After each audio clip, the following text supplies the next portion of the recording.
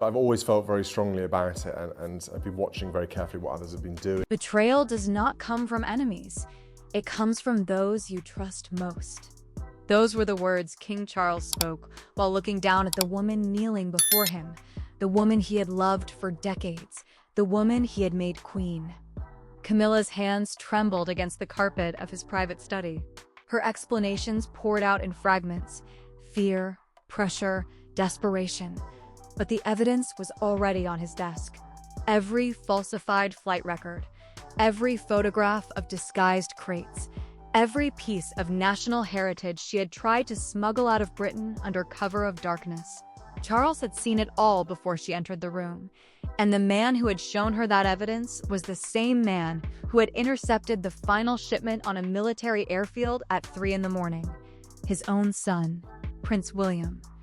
But this did not begin with a confrontation on a runway. It began much earlier, in the quiet corridors of a palace preparing for a transition that nobody was ready for.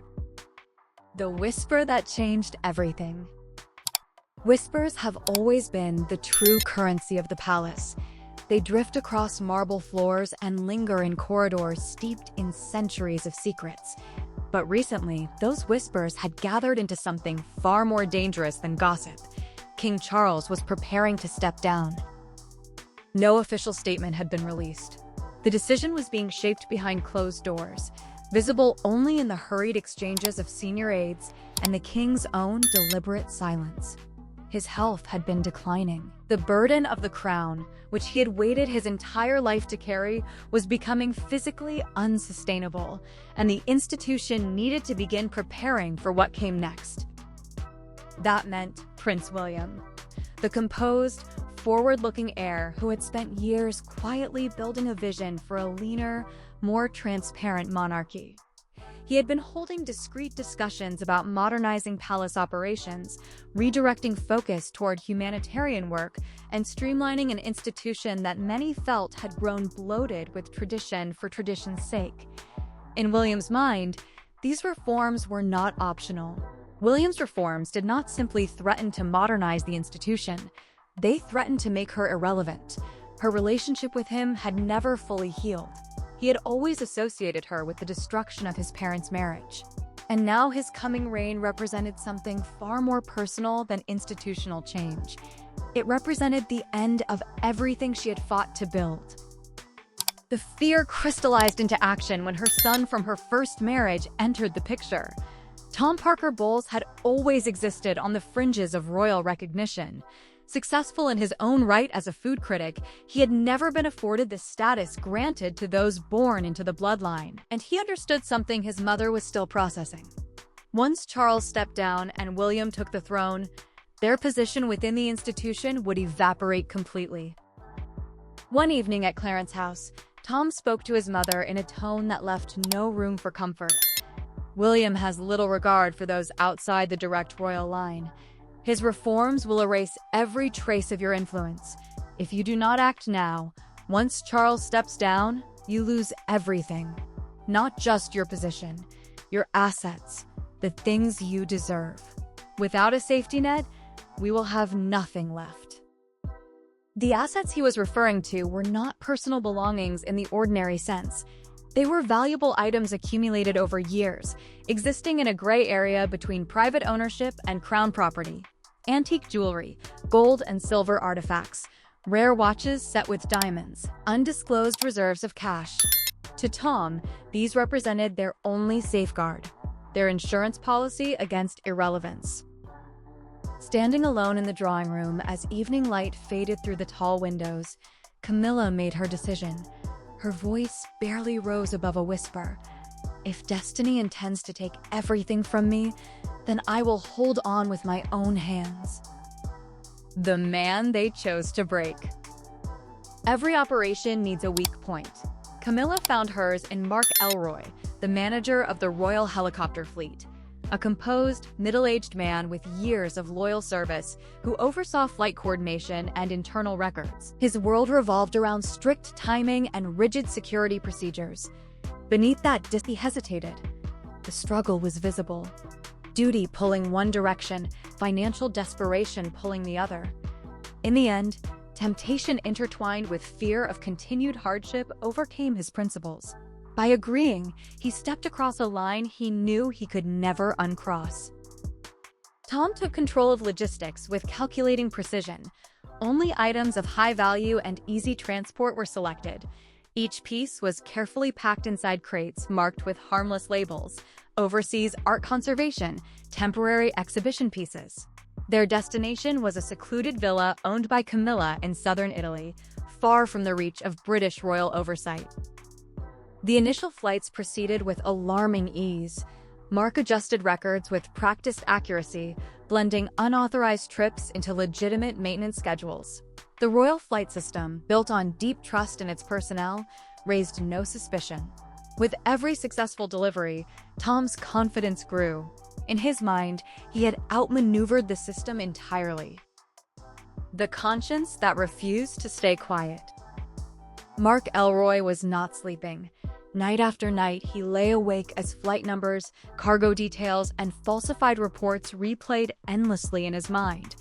The operation had grown far beyond what he had anticipated when he first agreed. Each mislabeled crate represented something far more significant than personal valuables. These were pieces of national heritage being quietly removed under false pretenses. But what haunted him most was a memory from 2 years earlier. His youngest daughter had fallen seriously ill. The cost of treatment exceeded anything he could afford. Every superior he approached refused to help. Only one person stepped in: Prince William. Without questioning, without commanding, William had quietly paid for the entire treatment and asked for nothing in return. The act was never publicized, never recorded, yet it left a permanent mark on Mark's conscience. Now he was actively undermining the institution William had worked to protect. The contrast between them. From the same desk where he had altered records, Mark began gathering evidence. He duplicated original flight logs before modification. He photographed mislabeled crates revealing their true contents. Everything was compiled into a secure, encrypted file. And on a cold winter night, while the palace slept, he used a secure communication channel to send a single, urgent message to the only person he trusted to handle it: Prince William. Operation Silent Crown. In a small, unremarkable room lit by a single lamp, Mark placed a thick file on the table in front of William. His eyes were strained from sleepless nights and regret. His voice trembled but carried firm determination. "Your Royal Highness, this cannot continue. Please protect the country, and help me as well." William read every document. A growing sense of disappointment took hold, not because of the scale of the crime, but because of who stood behind it: the woman his father had made queen. Despite the sting of betrayal, William chose restraint. Exposing the truth suddenly would devastate Charles, who was already strained by declining health and the weight of possible abdication. This would be a battle fought in secrecy. He assembled a select group from the Royal Protection Unit under the pretense of a high-level security exercise. No official records, no senior advisors. The objective was precise: intercept the final flight, the largest and most valuable shipment, just before it left British soil. Every detail was planned with military precision. William verified Tom's cargo codes against internal records. Tom stood frozen, his strength drained as he understood immediately. This was not a routine patrol. This was the Crown's most formidable force. Mark Elroy stepped forward from the darkness. His face was pale, but his eyes reflected an exhaustion mixed with something resembling release.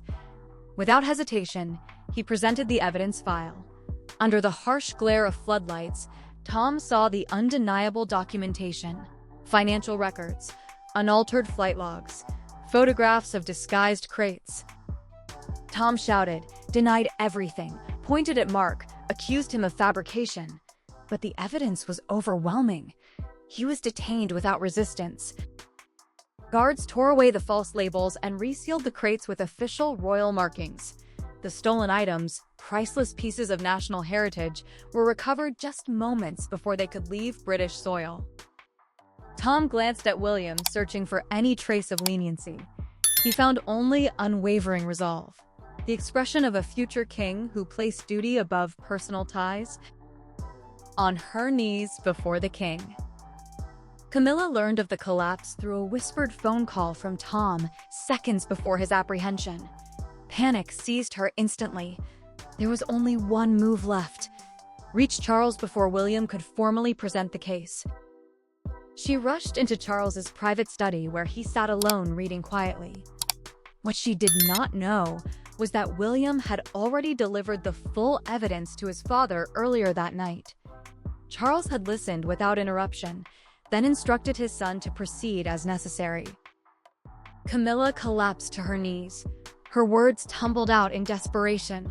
Explanations, pleas, justifications blaming fear and pressure.